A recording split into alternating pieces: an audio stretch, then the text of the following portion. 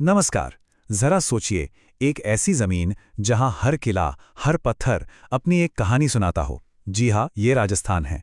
पर तब क्या हो जब वो कहानियां खामोश हो चुकी हों? तो आज हम सब मिलकर एक सफर पर निकलने वाले हैं, राजस्थान के इतिहास की गहराइयों में। ये जानने के लिए कि इतिहासकार कैसे अतीत के इन धुंधले पड़ चुके सुरागों को एक जीती जागती कहानी में बदल देते। तो सबसे बड़ा सवाल यही उठता है कि हम उस अतीत की कहानियों को आखिर सुने कैसे, जो अब बिल्कुल खामोश हैं। जब कोई आई विटनेस, कोई चश्मदीद गवाही न हो, तो फिर सच का पता कैसे लगाया जाए? यकीन मानिए, ये किसी जासूसी नॉवेल से कम नहीं है। और इसका जवाब है एक हिस्टोरिकल डिटेक्टिव, मतलब एक ऐतिहासिक जासूस बनकर। और हाँ, हर अच्छे जासूस की तरह हमारा सबसे बड़ा हथियार क्या होता है? साक्ष्य, एविडेंस, सबूत। यही तो वो धागे हैं जिनसे इतिहास का पूरा ताना बाना बुना जाता है। तो चलिए इस मिस्ट्री में, इस रहस्य में थोड़ा और गहरे उतरते हैं।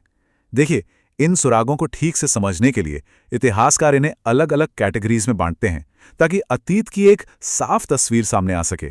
तो सवाल ये है कि आखिर ये साक्ष्य हैं क्या? ये हैं अतीत के असली दस्तावेज और वो चीजें जो पीछे छूट गईं, जैसे बड़े बड़े स्मारक, पुराने सिक्के, पत्थरों पर लिखी बातें और पुरानी किताबें। ये सारे सुराग अपने आप में तो बिल्कुल चुप हैं, लेकिन इतिहासकार ही वो लोग हैं जो इनकी खामोशी को तोड़कर, इनकी भाषा को समझकर इन्हें आवाज देते हैं। तो हमारी जासूसी शुरू होती है जमीन के नीचे दबे रहस्यों से। ये वो चीजें हैं जो हजारों साल बाद भी अपने वक्त की कहानी कहती हैं, और इन्हें ही हम कहते हैं पुरातात्विक स्रोत या आर्कियोलॉजिकल सोर्सेस। तो पुरातात्विक स्रोत का मतलब है जमीन से निकली चीजों के जरिए इंसानी गतिविधियों को समझना। इन्हें बहुत ज्यादा भरोसेमंद माना जाता है। क्यों? क्योंकि ये अपने समय के डायरेक्ट प्रूफ हैं। इनमें किताबों की तरह किसी लेखक की अपनी सोच या बातों को बढ़ा चढ़ाकर कहने का चांस नहीं होता। जो है वो सामने है। इन आर्कियोलॉजिकल सोर्सेज में सबसे जरूरी चीजों में से एक है अभिलेख, यानी इंस्क्रिप्शंस। जरा सोचकर देखिए, पत्थर की बड़ी बड़ी चट्टानों, खंभों और तांबे की प्लेटों पर खोदे गए संदेश। और इनका सबसे बड़ा फायदा यह है कि इन पर अक्सर तारीखें लिखी होती हैं, जिससे हमें घटनाओं को एक सही टाइमलाइन पर रखने में बहुत मदद मिलती है। ये देखना वाकई कमाल का है कि पत्थर के ये टुकड़े कितनी अलग अलग कहानियां बताते हैं। जैसे 7113 ईस्वी का मानमोरी अभिलेख, ये हमें पूरे मौर्य वंश के बारे में बताता है। वहीं प्रतापगढ़ का अभिलेख, जो 946 ईस्वी का है, वो उस जमाने के खेती बाड़ी वाले समाज की एक झलक दिखाता है। बिजोरिया शिलालेख से हमें एजुकेशन सिस्टम का पता चलता है। तो कीर्ति स्तंभ प्रशस्ति से कुंभा जैसे महान राजाओं की जीत के किस्से। और ये फैक्ट तो जबरदस्त है कि राज प्रशस्ति दुनिया का सबसे बड़ा पत्थर का शिलालेख है। इतना ही नहीं, अजमेर में मिले फारसी शिलालेख तुर्की प्रभाव तक की कहानी कह देते हैं। अच्छा, पत्थरों से आगे बढ़ें तो एक और बहुत ही दिलचस्प सुराग मिलता है, और वो है मुद्राएं, यानी सिक्के। धातु के ये छोटे छोटे टुकड़े सिर्फ खरीद बिक्री के लिए नहीं थे। ये तो अपने आप में इतिहास के छोटे छोटे टाइम कैप्सूल हैं। ये हमें बताते हैं कि किसी राज्य की सीमाएं कहाँ तक थीं, उनकी इकोनॉमी की हालत कैसी थी, और यहाँ तक कि राजाओं की धार्मिक मान्यताएं क्या थीं। आप जरा इस नंबर को देखिए, 3075।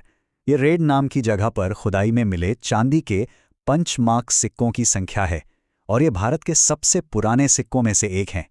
मजे की बात यह है कि इन पर कुछ लिखा नहीं है, बस कुछ खास निशान बने हैं जो शायद उस दौर के किसी वंश या इलाके की पहचान रहे होंगे।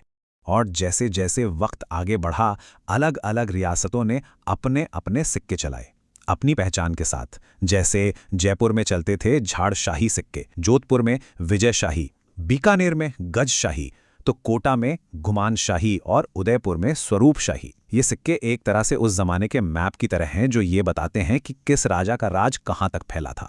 हमारा अगला सुराग बहुत बड़ा है और बहुत शानदार भी। हम बात कर रहे हैं स्मारकों की।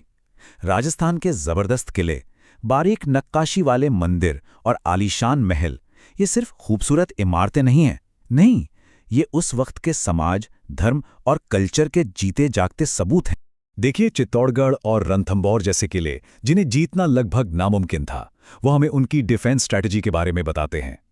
दूसरी तरफ दिलवाड़ा के संगमरमर के जैन मंदिर और आभानेरी का हर्ष माता मंदिर उस दौर की गहरी धार्मिक आस्था को दिखाते हैं। किराडू और ओसिया के मंदिरों की नक्काशी देखकर तो कारीगरों के कमाल के हुनर का अंदाजा होता है। और जो महल और उनके खंडहर बचे हैं, वो शाही परिवार की शानदार लाइफस्टाइल की एक झलक दे जाते हैं। चलिए, अब जमीन के नीचे के सबूतों से जरा ऊपर आते हैं और उस दौर के चश्मदीद गवाहों से मिलते हैं। हाँ, ये गवाह कोई इंसान नहीं बल्कि शब्द हैं। अब बात होगी साहित्यिक स्रोतों की, वो कहानियां जो पन्नों पर हमेशा के लिए दर्ज हो गई। और यहां हमें इतिहास को 3 अलग-अलग एंगल से देखने का मौका मिलता है। एक तरफ है संस्कृत साहित्य, जैसे पृथ्वीराज विजय, जो ज्यादातर राजवंशों और उनके दरबार की कहानी कहता है। फिर आता है राजस्थानी साहित्य, जिसमें पृथ्वीराज रासो जैसी वीरों की गाथाएं हैं और ख्यात जैसे लोकल इतिहास के रिकॉर्ड्स हैं। और तीसरा है फारसी साहित्य, जैसे अकबरनामा, जो हमें मुगल दरबार के नजरिए से उस वक्त की तस्वीर दिखाता है। लेकिन एक अच्छे जासूस की तरह हमें यहाँ थोड़ा सावधान रहना होगा। इन लिखी हुई कहानियों के साथ एक वार्निंग भी आती है। जैसा कि ये सोर्स हमें याद दिलाता है, दरबारी लेखन में अतिशयोक्तिपूर्ण विवरण की पूरी संभावना रहती है। इसका सीधा सा मतलब है कि लेखक अक्सर अपने राजा को खुश करने के लिए चीज़ों को बहुत बढ़ा चढ़ाकर लिखते थे। अब आते हैं सुरागों के अगले सेट पर। ये शायद सुनने में उतने रोमांचक न लगें, लेकिन अक्सर सबसे ज्यादा सच्चे होते हैं। ये हैं सरकारी बही खाते, ऑफिशियल रिकॉर्ड्स। ये वो दस्तावेज हैं जो हमें सीधे किसी भी राज्य के एडमिनिस्ट्रेशन के दिल में झांकने का मौका देते हैं। इन्हें कहते हैं पुरालेख। इसमें क्या क्या आता है? राजाओं के बीच की चिट्ठियां, अलग अलग सब्जेक्ट्स पर बनी बहियां, मतलब फाइल्स, जैसे शादी का हिसाब किताब, शाही हुक्म, जमीन के पट्टे और अड़सट्टा जैसे रिकॉर्ड्स। जरा सोचिए, इस अड़सट्टा रिकॉर्ड में जमीन, किसान का नाम, कौन सी फसल उगी, कितना टैक्स लगा, सब कुछ लिखा होता था। और आज ये सारे कीमती कागजात बीकानेर के स्टेट आर्काइव्स में संभाल कर रखे गए हैं। तो अब तक हमारे पास हर तरह के सुराग आ चुके हैं: पत्थर, सिक्के, इमारतें, किताबें, सरकारी कागज। अब वक्त है इस बड़ी सी हिस्टोरिकल पजल के सारे टुकड़ों को एक साथ जोड़ने का। और यही है एक इतिहासकार का तरीका। सबसे पहले जमीन से मिले सुरागों को खोजा जाता है, फिर लिखी हुई चीजों को पढ़ा और समझा जाता है, उसके बाद सरकारी रिकॉर्ड्स को खंगाला जाता है। लेकिन सबसे जरूरी स्टेप है चौथा, सबूतों का मिलान करना, यानी एक सोर्स की बात को दूसरे सोर्स से वेरीफाई करना। ऐसा इसलिए ताकि किसी भी तरह के झुकाव या बढ़ा चढ़ाकर कही गई बात को पकड़ा जा सके। और बस इन सब के बाद ही अतीत की एक भरोसेमंद कहानी तैयार होती है। तो सबसे जरूरी बात जो समझने की है वो ये कि इतिहास सिर्फ तारीखों और नामों की लिस्ट नहीं है जिसे रटना है। नहीं, ये एक तरह का जासूसी का काम है। एक ऐसी कहानी जिसे न जाने कितने अलग अलग सुरागों को बहुत ध्यान से जोड़कर बनाया गया है। हर एक सुराग उस बड़ी सी पहेली का एक छोटा पर बहुत जरूरी हिस्सा है। और ये सब हमें आज के दौर के एक बहुत दिलचस्प सवाल पर लाकर खड़ा करता है। जैसे आज हम पत्थरों पर लिखी बातों और पुराने सिक्कों को स्टडी कर रहे हैं, वैसे ही जरा सोचिए, आज हम जो इतने सारे डिजिटल निशान पीछे छोड़ रहे हैं, हमारे ईमेल्स, सोशल मीडिया पोस्ट्स, हमारी तस्वीरें, ये सब भविष्य के इतिहासकारों को हमारे बारे में, हमारे जमाने के बारे में क्या कहानी सुनाएंगे? क्या वो हमें सही सही समझ पाएंगे? ये सोचने वाली बात है ना?